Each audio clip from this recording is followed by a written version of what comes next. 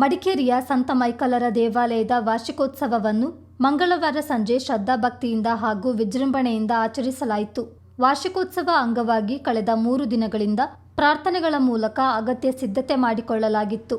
ಮಂಗಳವಾರ ಸಂಜೆ 5 ಗಂಟೆಗೆ ದಿವ್ಯ ಬಲಿಪೂಜೆ ನಡೆಯಿತು. ಪ್ರಧಾನ ಯಾಜಕರಾದ ಫಾದರ್ ಮೈಕಲ್ ಮರಿ ಹಬ್ಬದ ಬಲಿಪೂಜೆ ನೆರವೇರಿಸಿದರು. ಕುಶಲನಗರ, ಅಬ್ಬೂರುಕಟ್ಟೆ, ಸೋಮವಾರಪೇಟೆ, ಮಾದಾಪುರ, ಹಟ್ಟಿಹೊಳೆ, ತಾಳತ್ಮನೆ ಸೇರಿದಂತೆ ವಿವಿಧ ದೇವಾಲಯಗಳ ಧರ್ಮಗುರುಗಳು ಪಾಲ್ಗೊಂಡಿದ್ದರು. ನೂರಾರು ಭಕ್ತರು ಪಾಲ್ಗೊಂಡು ವಿಶೇಷ ಪ್ರಾರ್ಥನೆ ಸಲ್ಲಿಸಿದರು. ಬಳಿಕ ರಾತ್ರಿ ವಿದ್ಯುತ್ ಅಲಂಕೃತ ಮಂಟಪದಲ್ಲಿ ಸಂತ ಮೈಕಲರ ಪ್ರತಿಮೆಯ ಮೆರವಣಿಗೆ ನಡೆಸಲಾಯಿತು.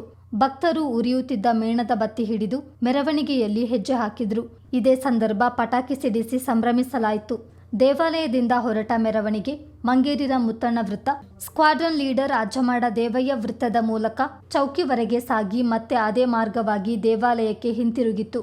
ಬಳಿಕ ದೇವಾಲಯದಲ್ಲಿ ಆರಾಧನೆ ನಡೆಯಿತು. ನಂತರ ಭಕ್ತರಿಗೆ ಊಟದ ವ್ಯವಸ್ಥೆ ಕಲ್ಪಿಸಲಾಗಿತ್ತು. ವಾರ್ಷಿಕೋತ್ಸವ ಅಂಗವಾಗಿ ದೇವಾಲಯವನ್ನು ವಿದ್ಯುತ್ ದೀಪಗಳಿಂದ ಅಲಂಕರಿಸಲಾಗಿತ್ತು.